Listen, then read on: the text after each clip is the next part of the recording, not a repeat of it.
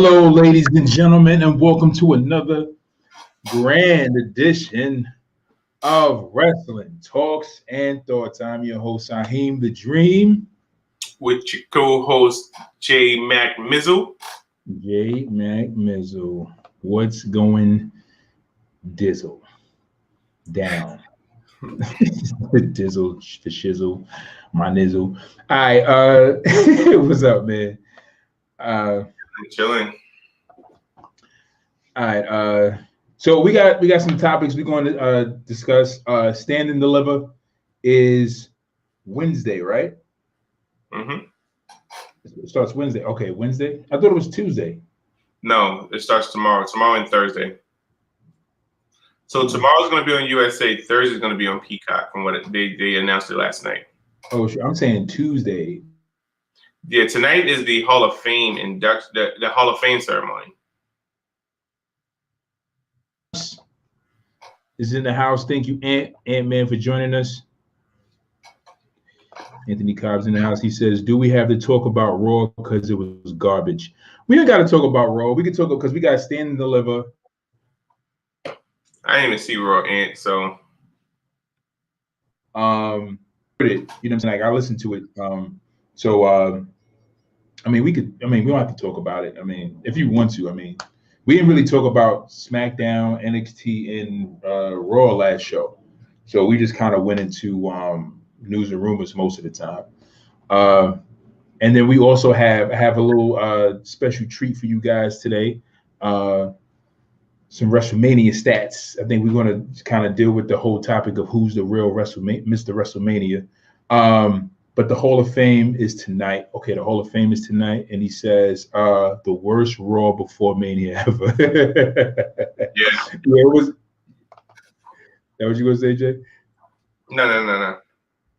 Yeah, it was like whatever. Yeah, it was pretty. Yeah, I mean, all the shows were like whatever. Like, you know, it's like whatever. It was nothing really fantastic happening. So, pretty much what we're gonna do is we're gonna go into some news and rumors. Real quick, and let's get into it.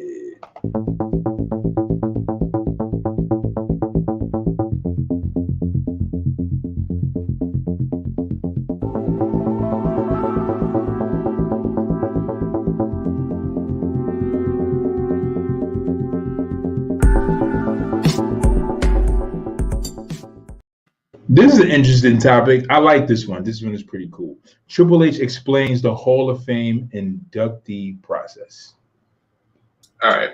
So, with everyone knowing the Hall of Fame ceremony is tonight, I believe tonight they're doing 2020 and 21, if I'm not mistaken, if I read that correctly. So Triple H, he spoke about the process on the induction and the inductee process. So the article reads, every year the WWE Hall of Fame ceremony celebrates the various superstars and also celebrities who have made contributions to the company in one form or another. Many fans have been wondering about how the company actually chooses who gets inducted into the Hall of Fame. It seems the process is simpler than initially thought. While speaking to Pardon My Take, WWE COO Triple H explained the process of choosing WWE Hall of Fame inductees, stating that it's a group decision. Ultimately, Vince has the final say during the choosing process, as we figured. So there's a lot of people that put in suggestions on it from within the company. So writing teams, you have people in television production. So across the board, there's a lot of people that have put input into it. And when it gets whittled down by different departments until we get a base of more people than we need, and Vince makes the final call on where it goes from there. Vince looks at the Hall of Fame as WWE looks at Hall of Fame as a moment of entertainment as well. So it's not just about who's going in that moment. It's part of a show. And what he believes is a part of the show is that somebody like Kane Kane is to get an opportunity to go on the stage. This year it will be different because of the way it is. But in past years, you're gonna get the opportunity to go and relive your career on more time in the show, and sort of be part of that, and have an entertainment value to it. And you kind of want to make the show across the board, not just some stodgy show that you're going to get an hour and 45 minutes into watching and you'll regret watching it because everyone's been saying that same thing. It's boring. You want it to be some kind of ups and downs and be entertaining. He really believes that, so it's a lot of that goes into it. The sort of who deserves to be in is talked about from everybody else, and then the kind of takes that list and who deserves. And then the kind of goes into it and figures out the entertainment component of how it works, says Triple H. And he'll say, this guy's gonna be really dry. This guy's gonna be real dry too. Let's wait and put it off and this dry guy next year because we're gonna put this dry guy in already this year, so balance it out. So the 2020 Hall of Fame inductees includes the NWO, the Bella Twins, British Bulldog, Jujin Thunder Liger, JBL, William Shatner. The 2021 WWE Hall of Fame inductees include Molly Holly, Kane, RVD, Eric Bischoff, Ozzy Osbourne, The Great Khali, and Titus O'Neil will be receiving the Warrior Award. WWE Hall of Fame ceremony will be airing tonight on Peacock and on WWE Network for fans who don't live in the U.S. And it will be 3 hours long. Oh man. Okay, so just take me to how so the process of how they're being inducted is how? Like how do they choose? So basically they all, like the writers, producers, everybody gives their suggestions. And okay, once it gets narrowed down, then I guess whoever has the most selections or who names come up the most, it gets narrowed down. Mm-hmm. And then Vince ultimately goes through and says, okay, we like him, we don't like him.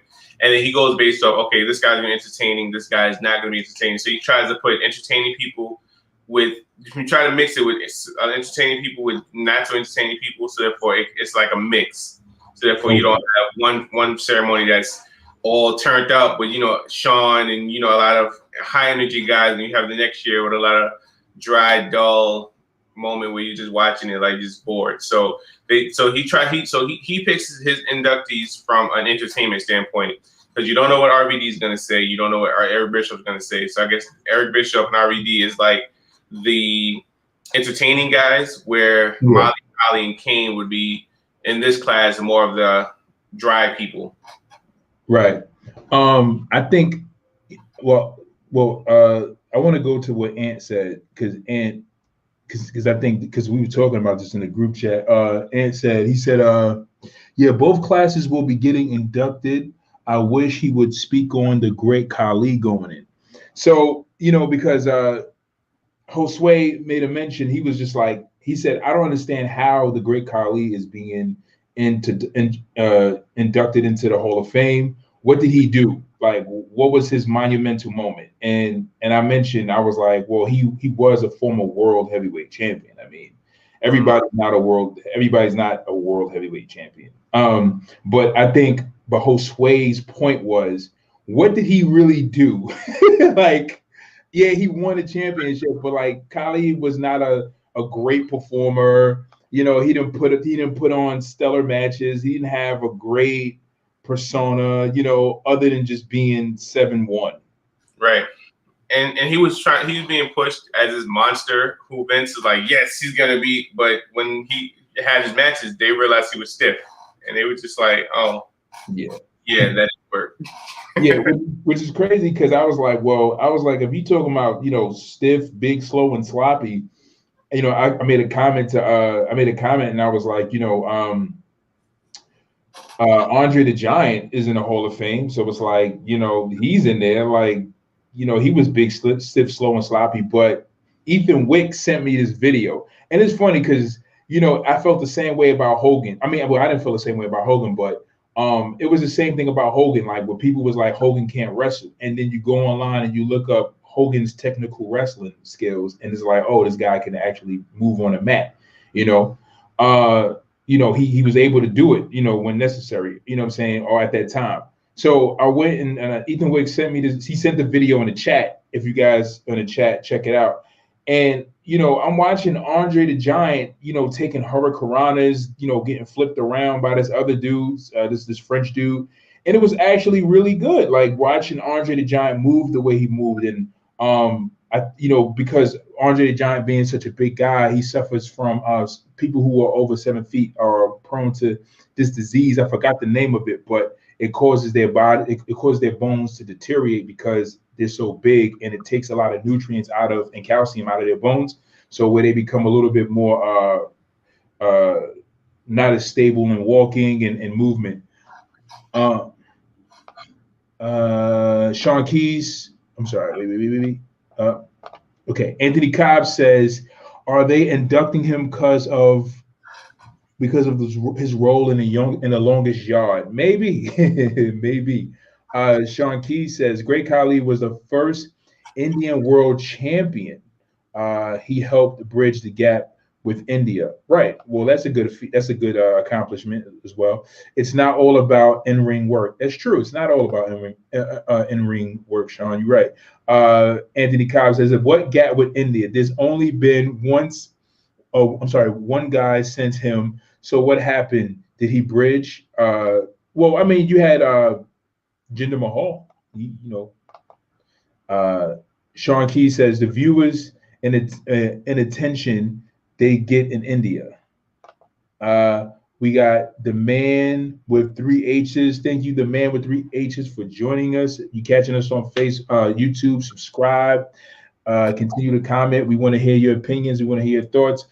Greetings, gentlemen. It's time to play the game. It's time to play the game. Game time. It's game time. Definitely stick around with us, man, with 3 H's. And guys, we got this. I got a little fun thing. I want to go through a little fun game. I want to go through actually finding out, really kind of getting down to who's the real Mr. WrestleMania. Let's get to that. Let's really get to that. But that's later on. So Anthony, whatchamacallit? What's his name? Khali. Khali wasn't the only. Well, Khali was the first Indian, and then you have Jinder Mahal. So I mean, that's one feat. You know what I'm saying? Like it's one accomplishment. But so pretty much the process. So Jay, as you were saying, the process of inducting in a Hall of Fame superstar is pretty much based on. Is it based on did he mention accomplishments? Did he mention matches? Like, is there a certain process or what they say, like as far as what they say, like what is the whole criteria, how they induct them, like why do they induct them, like what is it like that makes them say, all right, we're going to induct this guy into the Hall of Fame, like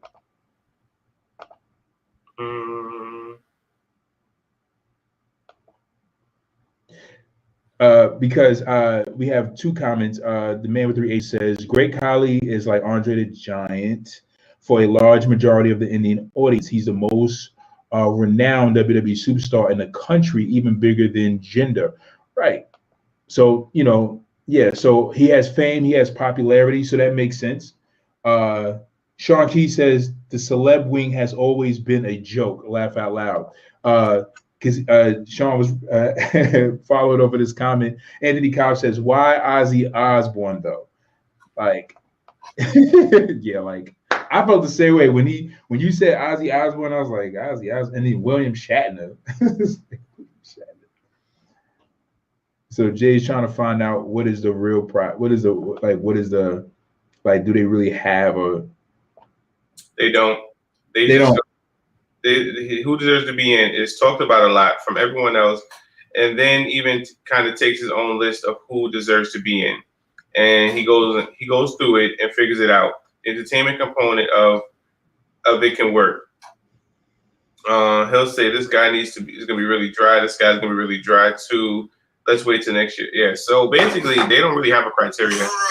They have more so a situation where they just, I guess, throw names out there who they feel, and Vince sorts through them and say, all right, this guy's gonna be boring, this guy's gonna be cool. Let's put him, and then they just go from there. Yeah. So pretty much the Hall of Fame doesn't really have a level of prestige at all. So there's no, because when there's no criteria involved, like as far as like what you've done, what you've accomplished and stuff like that, when there's no like set order, in situations like that, the level of prestige, there's a level of prestige like gets diminished from the whole, the whole entire thing. Like, right, I agree, because I mean there should be some kind of criteria, like, okay, well, yeah, if you had these great moments, that if you were in there, were you just there for your longevity, like, right. like even a lot of people are upset because Titus O'Neil is winning the Warrior Award, but a lot of people still, the late Shad Gaspard should have won it. So yeah. it's just a weird criteria, but apparently there's no criteria but I do believe certain situations. I know there was an argument about China not being inducted. And her not being inducted was because of her doing porn, and they didn't want kids to Google her because kids. I mean, people who started watching wrestling now, they don't know about they may not know about the Attitude Era, so they'll Google China, and her WWE stuff won't come up, but her her extracurricular activity filmmaking would come up, and they didn't want to associate with that. So which is another reason why they took they took Matt from Matt Riddle and just made him Riddle. Right. The man with 3 H's says, I think Vince needs to do away with quotes for the Hall of Fame. No more one woman, one celebrity, one deceased person, etc. Anthony Cobb says, did Matt Riddle just answer one of y'all phones? Laugh out loud. That was Jay phone. Yeah. The man with 3 H's says the only criteria are the quotes. Are the quotas. I'm sorry, he said quotas. I'm sorry, I said quotas. One tag team every year, one woman every year, etc. Yeah, I noticed that as well. Yeah, my brother. That he has the Matt Riddle ringtone. That's his ringtone when he calls me. Bro. Me and Sean Keys are getting inducted into the celeb wing next year as well, too, as well. Hey. As we should be. He agrees. Anthony Kyle says, man, take out Kali and give me Scott Steiner. Big Papa Pump. Titus, man 3H's says, Titus won the award as part of the 2020 class, much before the passing of Shad Gaspard, RIP. So, the whole quota and the criteria thing, they need to work that out, because there's definitely a quota: one tag team, one woman, one celeb, one, and then there's also no criteria, huh? I don't think there's a tag team this year.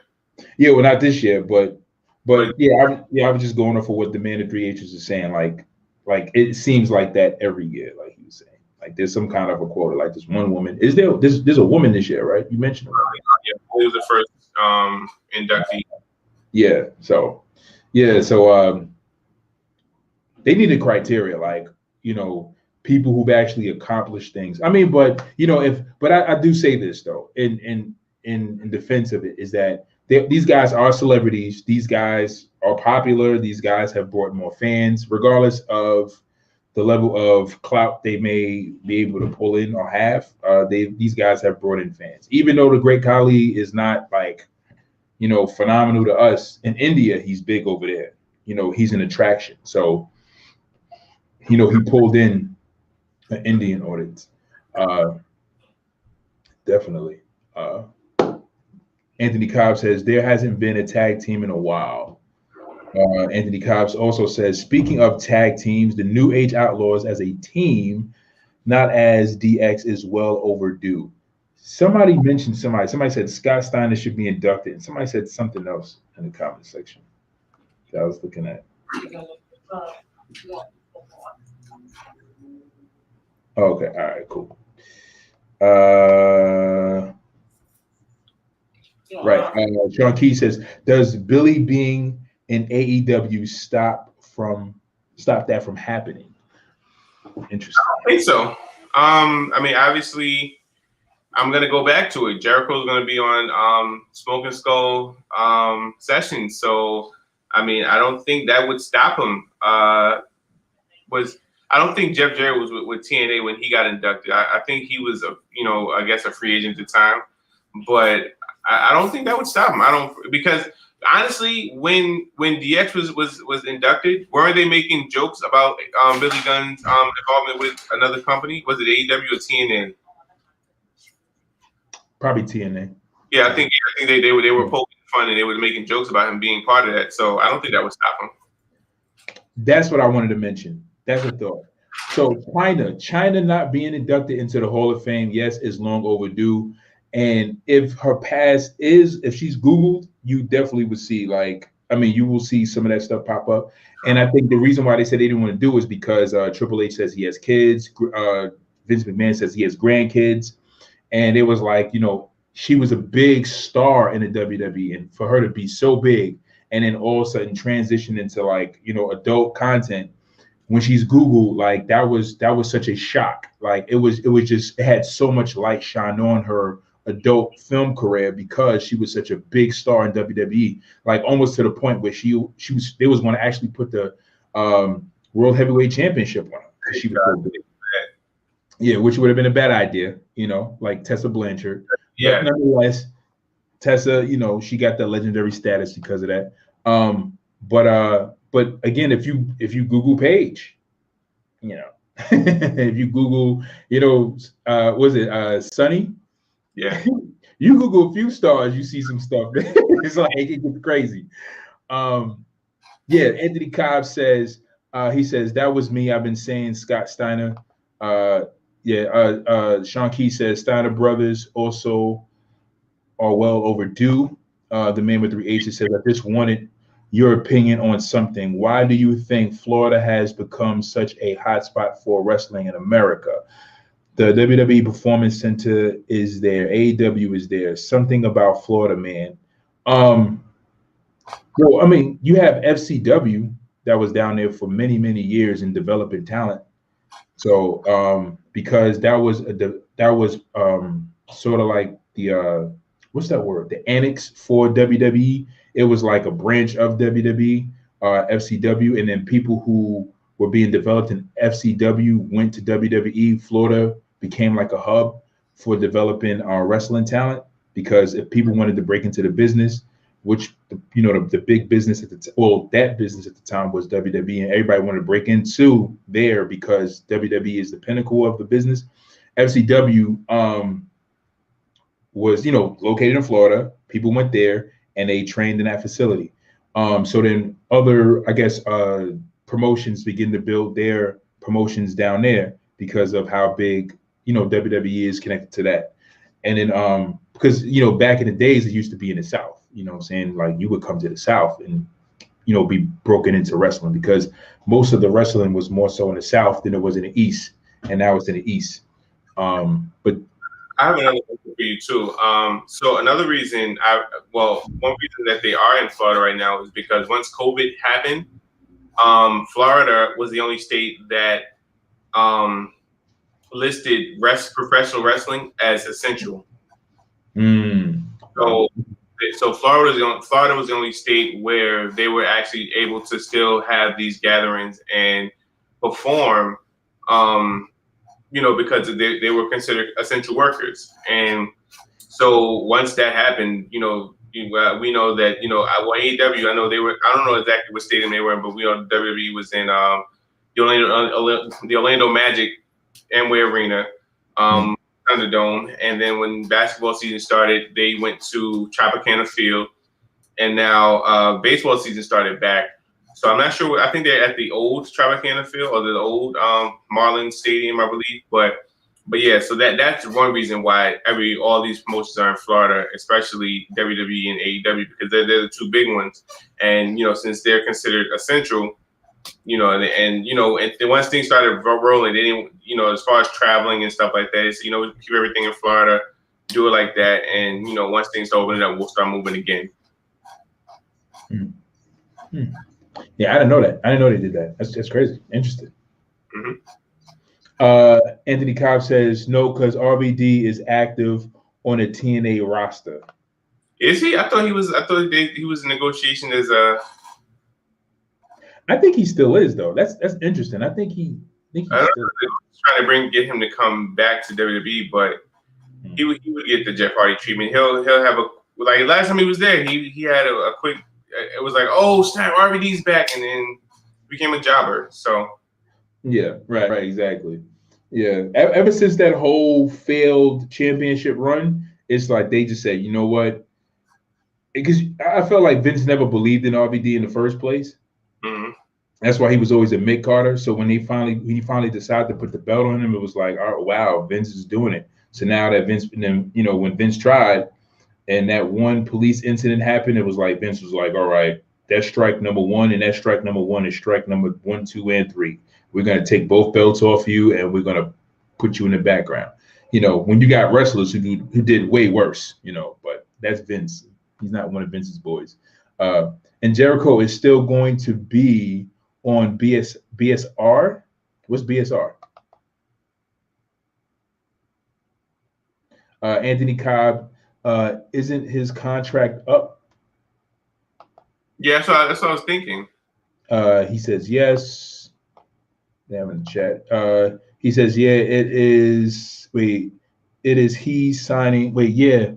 It is he. Wait, is he signing a Legends contract with the WWE? Rumor says he's supposed to have a match the night after Raw with Riddle as a tag team. Who, RVD? If RVD has a match with Riddle, that'll be dope. China not being in the Hall of Fame, just her, is because of Steph and the adult content. Yeah, Steph is definitely one of the factors to add. But didn't they put her in with DX though? Yeah, they did. Anthony Cobb, that's why she is in DX, so they could put her in. It's the weather, of course. Florida has always been a hot spot for wrestling. Randy Macho's dad had a big promotion out of Florida. Front row green shirt guy. Thank you for joining us. I like your name. Hey guys, what's up? Recognize me? Front row green shirt guy. No, I don't recognize you. I'll let you know what I'm saying. Jay, I don't know, because Jay watched a lot of wrestling. He probably watched more than me. But do you recognize front row green shirt guy? He's probably Anthony Cobb. Yeah, but he never did that to the Godfather. The Godfather been smoking weed his whole career. Yeah, weed and porn is different. It's two different things. Man. I don't know, man. Weed, porn. See, because weed has been a little bit more accepted than pornography. You got the hippie era. You got the 70s where people were known for smoking weed and doing all types of, illicit drugs and stuff like that. So, and it's like it's a cultural thing that's known, like, when they talk about the 70s, psychedelic era. And then you got pornography, which is like a taboo topic, you know what I'm saying? Like you just kind of don't really talk about. And then someone as big as who she was,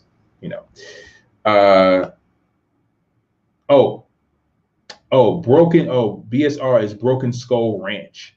I know he's gonna be on Broken Skull Sessions, but I know he's gonna be on a ranch also.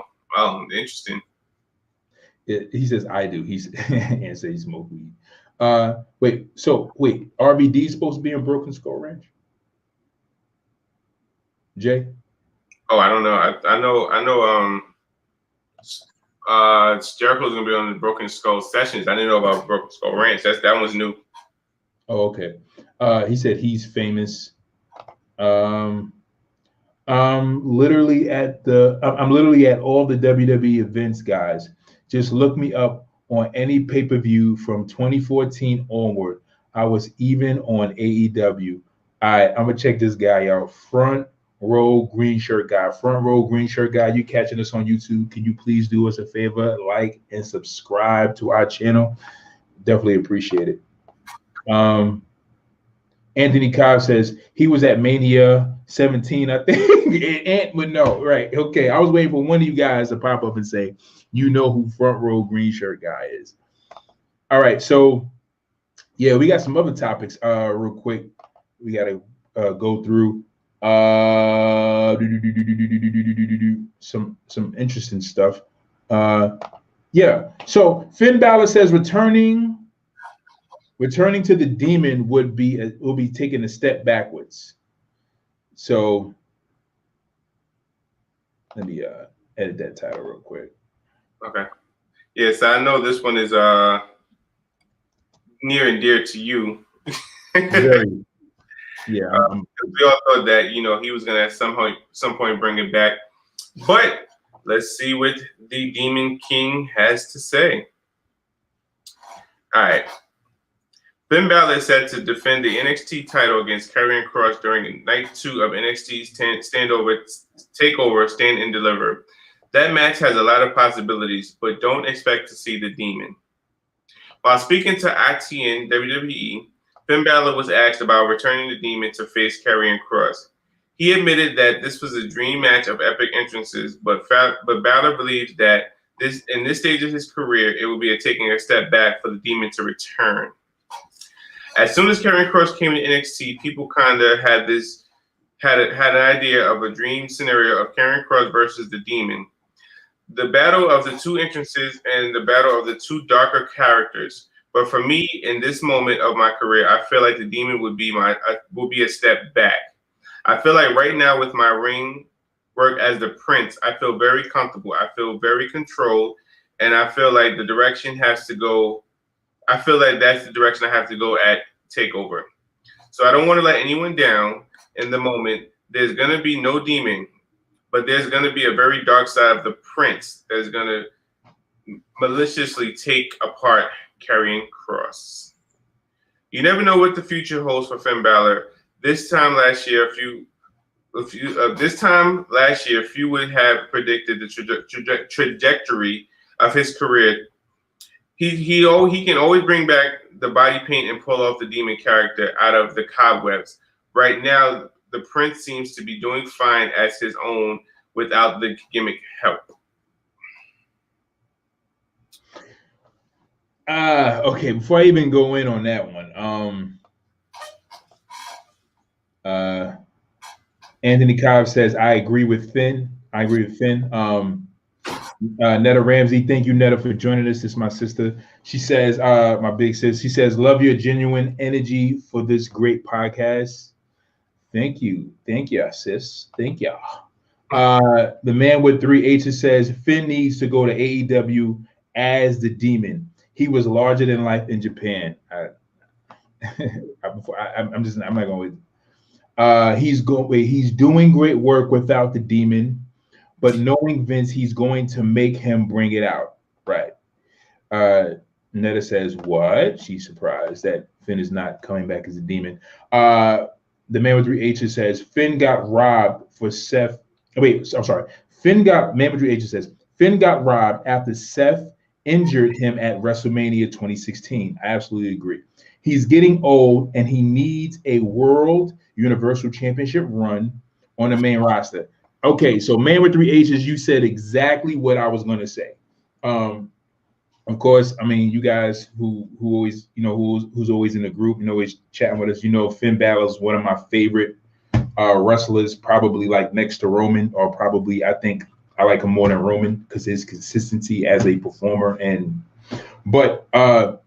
So Finn Balor being the Demon again is definitely not a step backwards. It's actually a step up. It's actually the thing that catapulted his career. One of the things that catapulted his career, not the thing. One of the things, Bullet Club and, just him being an all-around great superstar. But we want to see Finn Balor versus the Demon. We want to see, we want to see the Demon Finn Balor versus the Fiend. We want to see the Demon Finn Balor fight various superstars. We definitely we would love to see, you know, the Demon King fight the Undertaker. That would be like a match made in heaven. You know, so him saying that, you know, I guess he's trying to preserve the character or the mystique or what that character brought. I also feel like one of the reasons why he doesn't want to go to the Demon is because he's standing as Finn Balor, the Prince, and it's not gimmicky, so it's just raw Finn. And I think he likes that. I think he likes the fact that it's just raw Finn, and he's more of a serious character. I guess he feels like him being the Demon King makes him look too cartoonish sometimes, and I felt like he probably did it because it was it was a cool thing to do, and though it got him over, it was just it was a gimmick at the time that helped his career, but I think that's probably his point of view. But I definitely think that Finn needs to use that demon character as part of, you know, his trademark in certain matches and performances. We got some comments in the comment section below. But I definitely agree with you, man, with 3 H's. He was definitely robbed after that injury because Vince McMahon could have gave him another title shot and could have gave him a title run. But, it seems like Triple H and William Regal are trying to make up for that in NXT.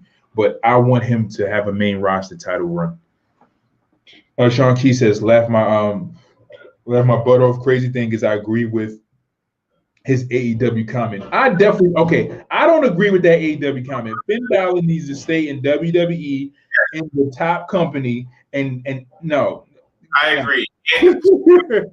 Sean, man with 3 H's. Listen, it's small things that we got to hold on to in WWE right now. Finn Balor is one of them. Right.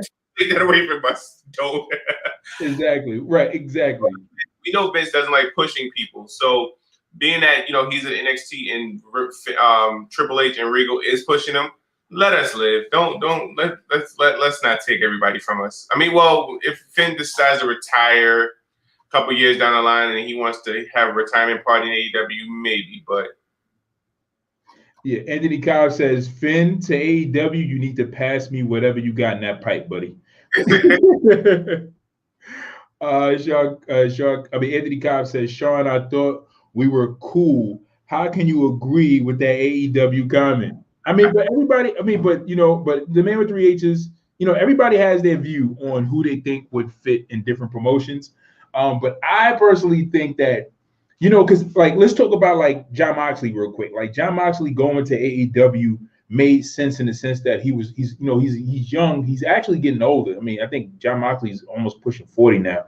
But, he's like, all right, I've been to the top. I had a great run with the Shield. Had a United States, had an Intercontinental, had a tag team title run, and a world title run. He said, I did Jon Moxley did everything, even though his career still was kind of short. But he did everything. He did more than what most have actually accomplished in that short period of time. So him going over to AEW kind of made sense. You know what I'm saying? Especially how they were treating his character. So he goes over to build a new promotion and becomes a world champion and becomes United States champion of New Japan Pro Wrestling. He might become New Japan Pro Wrestling champion one day. Who knows? But Moxley is trying to rack up as much wrestling accomplishments as possible. So it kind of makes sense. Finn Balor going to AEW at this point, especially him being so loved and liked by Triple H and William Regal, him having an advocate in WWE for him wouldn't make sense in the sense that, even though he was United States champion, he was Intercontinental champion. He's a 2-time NXT champion. It's just that Finn Balor fits right with WWE. It's just no, it's like it feels like he needs to be justified. He needs to be justified in getting that title run. He needs a fair shake. You know what I'm saying? Jon Moxley got a fair shake. He had the belt for 3-4 months. And then he got the belt taken away from him. So, but at least he has some kind of time with the belt. Finn only held the belt for one night, and had to give it back the next day, due to an injury. Right. Anthony Cobb says, Anthony Cobb says, no, we don't want no more demons. Sean Keys says, not on here, but in the chat, I really want to know why in year one. Okay. All right, let me try to read this properly. All right. Not on here, Amp, but in the chat, I really want to know why in year one going into two, you don't like AEW. Okay, he's saying why in year one going into two, you don't like AEW, laugh out loud. We got one demon already in Bray Wyatt. Okay, so Bray Wyatt is not the original demon. The original demon is Finn Balor. No, it would be Finn Balor. Yeah, I was thinking Kane, but he's whatever. All right, there's not enough room in WWE for two demons. One gotta go. Yeah, the Fiend gotta go. My opinion. The Fiend gotta go. He didn't whatever. They didn't ruin his character already. John Moxley, what kind of name is that? Yeah, I don't like the name either. AEW really needs to help with a wardrobe and creative. Laugh out loud. They really do. They all look like created characters, and except for like Cody and a few others. Ricochet should have stayed in New Japan Pro. Yeah, I agree. I've never seen him in New Japan, but yeah, I don't know. But listen, WWE is the big time, man. So, but I understand. But think about. I mean, Will Ospreay just won a New Japan Pro title, right? So, he was. So I think Will Ospreay is going to come to WWE. I think we might get Jay White. We might, but who knows? You know what I'm saying? These guys are like former New Japan Pro World Heavyweight Champions, and you know how Vince feels about New Japan Pro Wrestling. Like they've had a partnership for years. You know what I'm saying? A lot of people don't know that Hogan was actually a New Japan Pro champion. It's crazy, right? It's crazy. I never knew that. Ricochet is good, right? Ricochet is good right where he is. I'm sorry. Ricochet is good right where he is at in the long run. It's going to be great for him. Watch and see it. Now, I agree. I think that he needs to stick it out a little bit more, and it's going to work out for him in WWE. But he just kind of got to go through, the rigorous lack of understanding that Vince McMahon has of certain talents until Vince McMahon finally gets it. Like, oh, I see why he works, or Vince McMahon dies.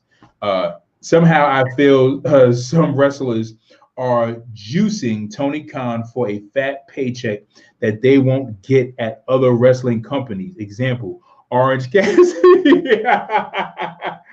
Wow. Yo, all right. So, man with three H's, man. Interesting comment. So, that's interesting. That's interesting. That's interesting because Vince McMahon brings in a wrestler and he needs to see. He says, like, Vince McMahon looks at wrestlers like, and this is what I heard. Vince McMahon looks at every wrestler like he's never seen you perform ever. And he judges you based on the work you do when you work for him. So, in other words, Vince McMahon is like, all right, I know you can wrestle. I know you can cut a promo. I know you have a gimmick. I know you got something going. But show me why you're valuable to this company, because here is the big time. Wherever you were is where you built your name. But when you come here, you got to kind of start from scratch. And that's how Vince deals with his wrestlers. On one hand, it's kind of good. One hand is bad. And when they go to AEW, it's not like that. It's whatever clout you build over there, you come over with that. They kind of look at you and say, all right, let's add that value to our company and build from there, because that will help us in the long run. Some wrestlers. I think the more recent one would be AJ Styles. Like, everybody, Samoa Joe, Ricochet, everyone who came from TNA or their first run with WWE, Bobby Roode, they all had to go through the NXT chamber, then come to the main roster, where AJ just went straight to the main roster. And I definitely don't. I think Vince does have that mindset, but then with how big a name AJ Styles was, I guess they was like, nah, you know what? We're gonna just put you to the main roster, because putting you in NXT is just gonna be like a big fish in a small pond for AJ's case. But AJ, in my opinion, AJ to me was just as big as Finn. If anything, Finn was probably bigger. And the funny thing about it is I didn't know that much about Finn until I started to do research and understand how big he was. Like, you know what I'm saying? So it's crazy. And it's like other people, like even the Good Brothers were big. Like, you know what I'm saying? Like AJ was big, but AJ was big in the sense like, I mean, because people knew him from TNA. You know what I'm saying? I agree with you, Jay. I'm not saying I disagree with you, but I'm just kind of like bringing comparisons to like different people who, you know, Vince decided to who he allowed to get over and who he didn't get over. But you know what I'm saying? But it's just like I look at certain people, but you know, he did give Finn that shot, but Finn went straight to NXT though. Finn probably should have went to the main roster, but you know, but maybe not, you know, but it's just certain wrestlers who were already big underground who, when they came over to the WWE, you know, like for instance, like like Seth Rollins, like his name was Tyler Black, and for a while, like there was a lot of people talking about Tyler Black, like when is he going to come over to WWE? And they were talking about this guy for years, and then when Seth Rollins finally appeared, you know what I'm saying? It was like, oh, this is Tyler Black, this is who everybody keep talking about, you know what I'm saying? So again, like there's a lot of people underground who are kind of big and probably as big as AJ Styles, you know what I'm saying? Like Kenny Omega's pretty big, you know what I'm saying? But if Kenny come over, does that mean that Kenny's gonna go straight to the main roster? I just think it depends on Vince, like who Vince just looks at and says, "Oh, I like him," you know, I like him, and it's really Vince's preference. But the man with three H's, his comment talking about like wrestlers who, you know, are who he feels are juicing Tony Khan for big checks, and he feels like any other place they wouldn't be as big. I don't know, man. I think that's a very interesting. I think that's a very interesting perspective because, it always depends on a promotion. The promotion is really what helps the person, what presents the person with the opportunity to become big. And there are some people who are presented with opportunities to become big and they don't live up to that expectation. Like Alberto Del Rio, like he was horrible. You know, there's certain wrestlers I think that are still like overrated to this day, like, and people love. Like, I think Rey Mysterio is a great wrestler, but I think he's kind of overrated, like in the sense of how people love him. You know, so you know, I just think that I think it's very interesting, like, you know, so I think it depends on a promotion or how big they would be, and I think it depends on a promotion and the wrestler. Like, the promotion presents the opportunity, the wrestler lives up to the expectation. If they don't, then, you know, or if the wrestler does live up to the expectation, they decide like, okay, I'm just gonna, you know, even though they're getting over, I'm not gonna push them. Then that's just on them. We got a few comments in the comment section. They got a lot. All right, because we gotta move forward. We got bad comments. All right, but I definitely appreciate you guys for responding. We got to move forward. But Stone Cold says Roman Reigns is underrated. But let me hit this comment section real quick.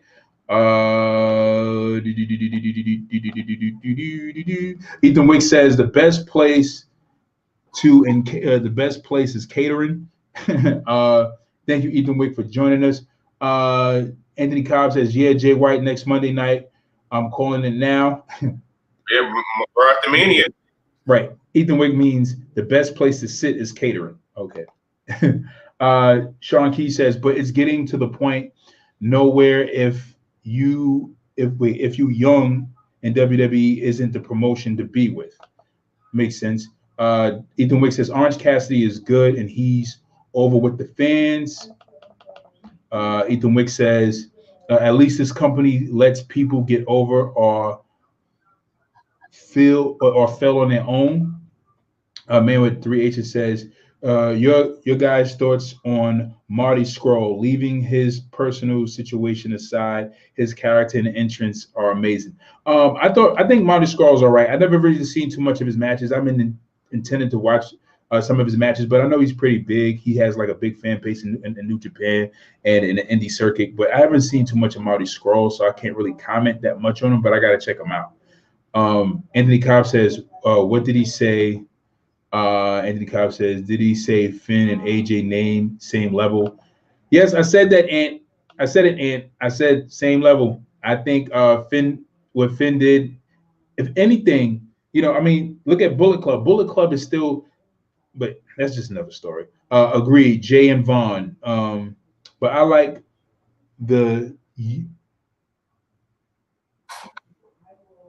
All right. Okay. All right. Sean Key says, agreed, Jay and Vaughn. But I like that you built your cloud outside of us, and let's keep that going rather than trying to replace. I'm sorry, rather than trying to repackage you. Right. He's talking about in the sense of the whole AEW, how they taking talent based on their Finn and AJ in the same sentence doesn't even make sense. All right. So what do you mean? And they don't make sense. Like, what do you mean?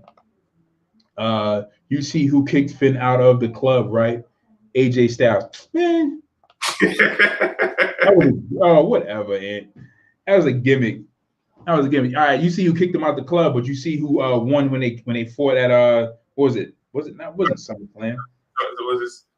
Wasn't Survivor Series? I forgot what match they. I remember that match. Right, where Finn finished him off and he pieced him, and AJ pieced him. He had to piece him up real quick. Exactly. Yeah. If it wasn't for Finn, AJ probably wouldn't be as hot as he is because AJ joined Bullet Club and he became popping. Come on, man. Your boy Finn. You gotta give it to your boy Finn. All right, the man with three H's. I think age also plays a role in AJ's case. Finn joined WWE much before AJ and made the main Finn joined WWE much before AJ and made the main roster months after he did. But I think Vince felt he could go to NXT because he was younger than AJ Styles. I agree, definitely. Ethan Wick, people are as big as they perceive to be. Vince is the one who will make fans think otherwise. Absolutely agree. Ethan Wick, definitely agree with you. Anthony Cobb says Stone Cold is drunk. Roman is put over way too much lately. Ethan Wick says he was being put over even when he wasn't over. Right, exactly. That's true. So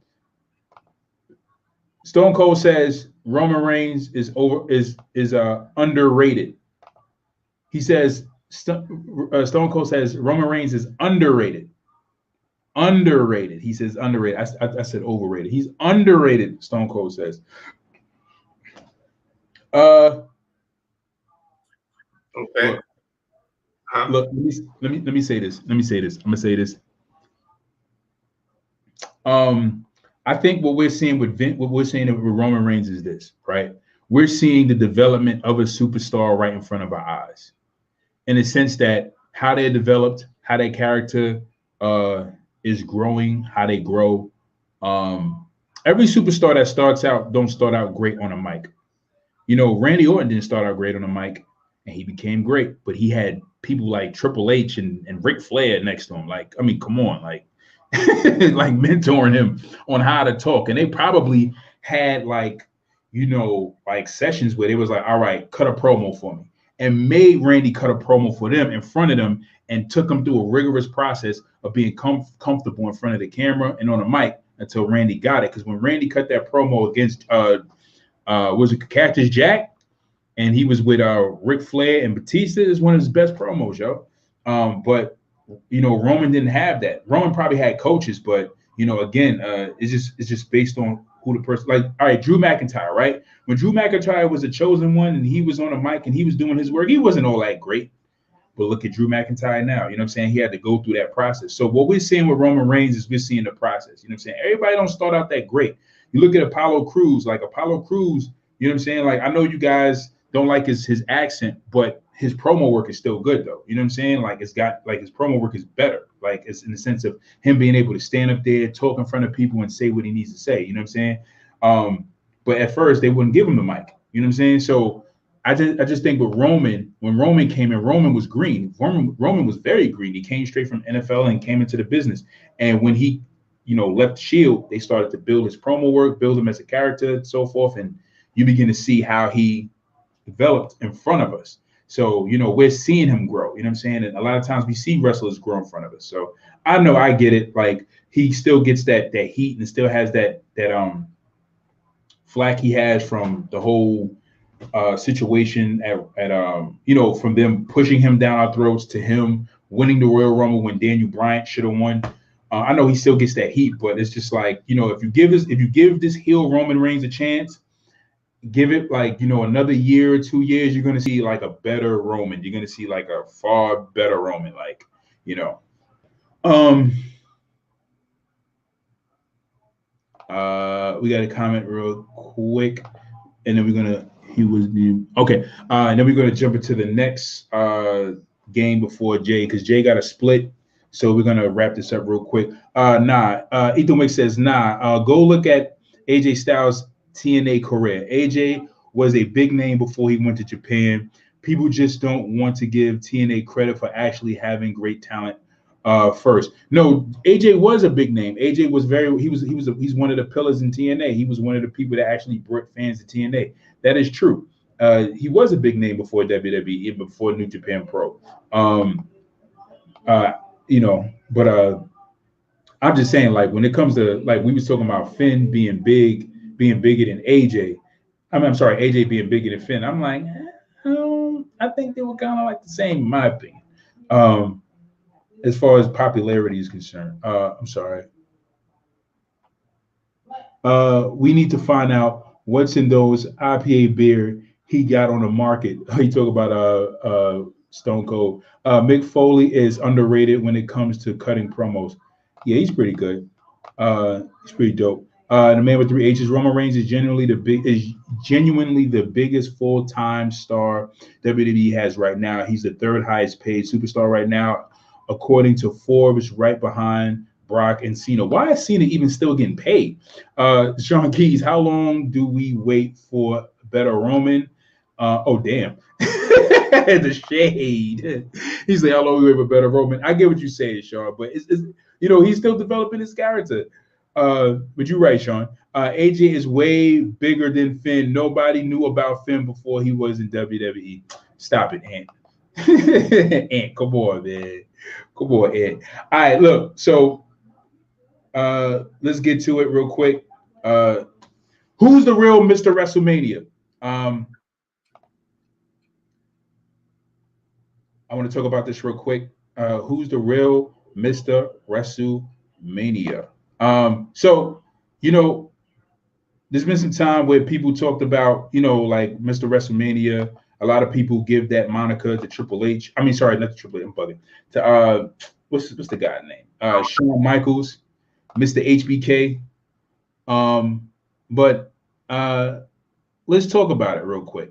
So there's three people I want to consider, and the first person I want to talk about is, of course, you guessed it, is if you guessed, oops, I don't know who it is or who you're gonna pick. you guessed it. First person I'm going to talk about, if we're talking about WrestleMania, is Hulk Hogan. Yep. We're going to talk about Hogan. You can't talk about Mania if you ain't talking about Hogan, you can't talk about Mania. All right. So these are the stats.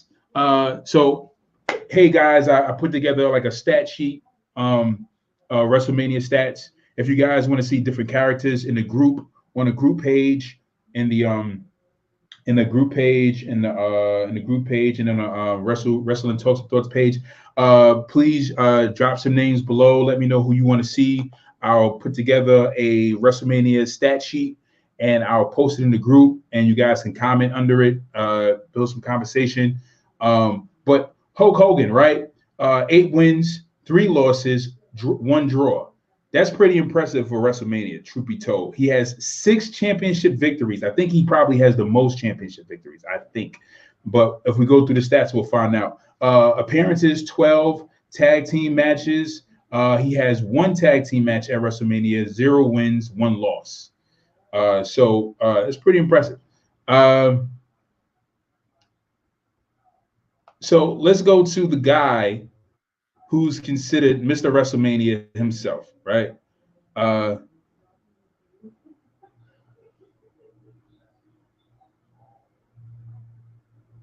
Mr. Shawn Michaels.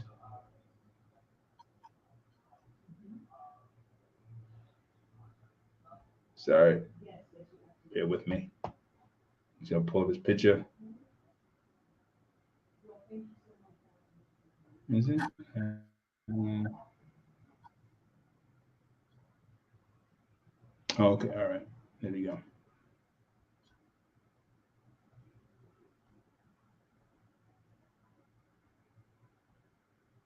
So, Mr. Shawn Michaels, Mr. WrestleMania himself. HBK. Here we go. Shawn Michaels. This is his WrestleMania stats: 6 wins, 11 losses, championship victories 1, appearances 17, tag team wins 1, tag team losses 2. So this is Mr. WrestleMania, right? This is who they call Mr. WrestleMania, right? So before I get to who I think really who the real Mr. WrestleMania is, again, WrestleMania is not WrestleMania without Hogan, but if there's anybody who should be Mr. WrestleMania, is only one person, and it makes a perfect sense. It makes so much sense. We'll get to that, Jay. We'll get to that, Jay. We'll get to that. Man with 3 H's. Before the ending of the streak, The Undertaker was WrestleMania. He was the show. Okay, so that's the debate. You said he was the show. Undertaker was not the show. Undertaker's streak became considered after he fought Randy Orton. His streak was never really mentioned until after he fought Orton. That's when the streak became a big thing, because Randy Orton went on a whole tangent about how I'm going to break the Undertaker's undefeated streak. They spoke about it loosely on commentary, but there were so many matches that was so much more bigger than Undertaker's matches at WrestleMania. Rock versus Austin. Who else? John Cena versus JBL. Batista versus Triple H. The triple threat match between Triple H, Benoit, and Shawn Michaels. You know what I'm saying? Like, there was so many matches that was so much bigger than Undertaker's matches. You know what I'm saying? Like, so to say that he was the show, I can't say that. Can I say that he was a moniker in the show? Absolutely. Can I say he was a staple in the show? Absolutely. But this is the thing. Like, I don't like giving Undertaker his flowers before he passes is a good thing. But then to sit there and make it seem like, you know, like he was like this, like he was as big as he was bigger than what he was. I don't think that's fair to do. You know what I'm saying? Like, because a lot of fans do that. Like, I agree, 75% with Ant on that. Laugh out loud. Finn was New Japan's, was NJP's big, was, I'm sorry. I agree 75% with Ant on that. Laugh out loud. Finn was NJP big and Europeans big, but not in the same states. AJ was big here just off TNA because anything else. Anthony Cobb says the Monday Night Messiah. I was going to do Seth, but I'll save that for another time. Anthony Cobb says you had to mention Hogan. You're goddamn right, Ant. Anthony Cobb says Seth Rollins' record is better than that. Anthony Cobb says, and so is Edge. I'm mad nobody mentions Edge as Mr. WrestleMania candidate. We'll bring him up. I hope you have a picture for Sean with hair. All right, I got him. I don't got the bald Sean. Sean Key says Johnny Takeover has a bad record also. Laugh out loud. Johnny Takeover. Who's that? Is that Gargano. Oh, Gargano. But he's Johnny Takeover. Don't say Dolph Ziggler. I just say Dolph. I knew it was going to be the Hogan or Dolph. Man, I knew it was going to be one of the two. Oh, God. No, wait. Anthony Cobb. Noah became a big thing when he beat Flair. Anthony Cobb says they really started mentioning it when he became 10-0. Yeah, because he didn't even realize, he had a streak going. The man with 3 H's says, bro, his matches were the highlights of WrestleMania 25, 26, 27, 28, and 30. His matches were always the biggest events from all these shows. And we took 25 is like what year? 12 years ago. Oh, yeah. 9. Yeah, right. Exactly. But that's my point, though. 2009, right? Like 25, right? I remember 25. That was the WrestleMania Goes Hollywood or something like that. Yeah, I remember WrestleMania 20. Yeah, that's what I'm saying. That's like 2009, right? So if we predate that, like 2000, like that's when he was like what? How far was he in the streak? It was thank you, Ant. I was comparing to Sean having a 6-11 record. Dang, Sean, I missed what you said. I was comparing to Sean having a 6-11 record. Has a bad too. Okay. All right. What do you mean, Sean? Because I missed what you said. So what Sean's saying is, he's saying Johnny Gargano has a bad record also, comparing to Sean's 6-11 record. Gargano has a bad takeover record. Oh, okay. Gotcha. Thank you. Anthony Cobb says 25 was him and HBK. It was the 25 was the silver anniversary.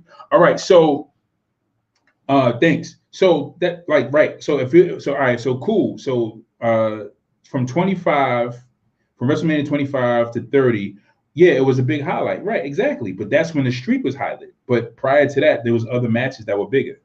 But I mean, like he couldn't really compare to those matches. Like Hogan versus The Rock, which, you know what I'm saying? Like you had there was just so many matches that was just like way bigger. But it became big afterwards. All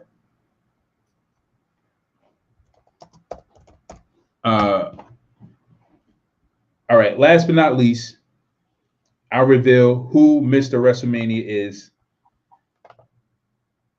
And the last person I reveal to be Mr. WrestleMania is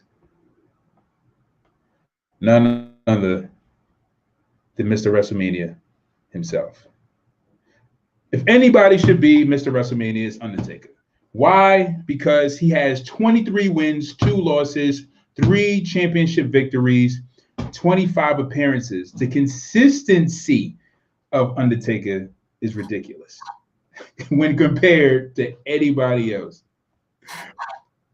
Oh, this is horrible. Oh, man. The man with 3 H's. So basically, is John Cena then? No, sir. Not at all. I wouldn't dare put John Cena as Mr. WrestleMania. I wouldn't dare. Anthony Khan says, I'm guessing you picking Michael Cole. Wow, and wow.